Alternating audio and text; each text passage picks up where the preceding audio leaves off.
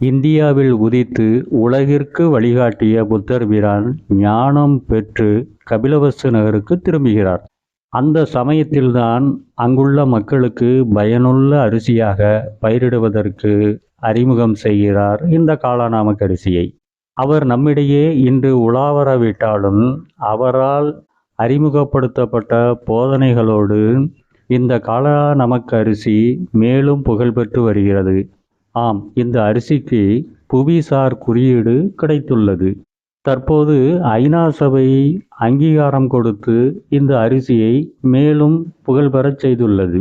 3000 ஆண்டுகளுக்கு மேலாக நம்மவர்களால் விளைவிக்கப்பட்டாலும் இந்த காளாநாமக் அரிசியில் அப்படி என்னதான் உள்ளது? இப்போது பார்ப்போம். இந்த காளாநாமக் அரிசியில் இரும்பு சத்து நன்றாக உள்ளது. துத்தநாக சத்தும் போதுமானதாக உள்ளது. நோய் எதிர்ப்பு சக்தி மிகுந்துள்ளது. இரத்த சர்க்கரையின் அளவை மெதுவாகவும் குறைவாகவும் அதிகரிக்கும் லோ கிளைசிமிக் இண்டெக்ஸ் குணம் உள்ளது. இந்த காளாநாமக் அரிசி நீரிழிவுக்கு மிகவும் பயனுள்ளதாக அறிமுகப்படுத்தப்பட்டு மேலும் புரதச்சத்து வாய்ந்தது. விட்டமின் சியும் நன்றாகவே உள்ளது.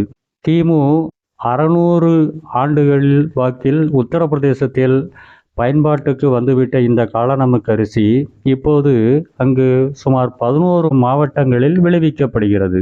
தமிழகத்தில் தாராளமாக இந்த காளாநாமக் அரிசி கிடைக்கிறது. கூடுதல் தாதுப்புக்கள் கிடைக்கும். கர்ப்பிணிகளுக்கு சாப்பிட வேண்டிய அரிசி சிறுநீரகத்தை சீர்படுத்துவது என்றெல்லாம் கூறப்படுகிறது.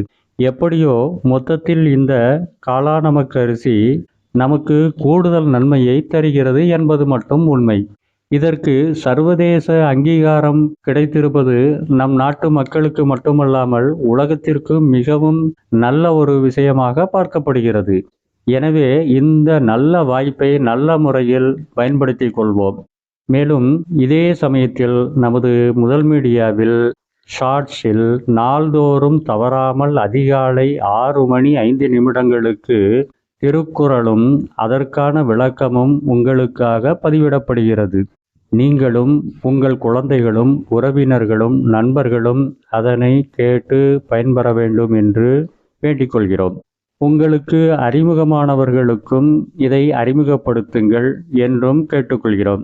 நடப்பு செய்திகளோடு கூடிய உடல்நல தகவல்களை தொடர்ந்து தரவுள்ளோம்.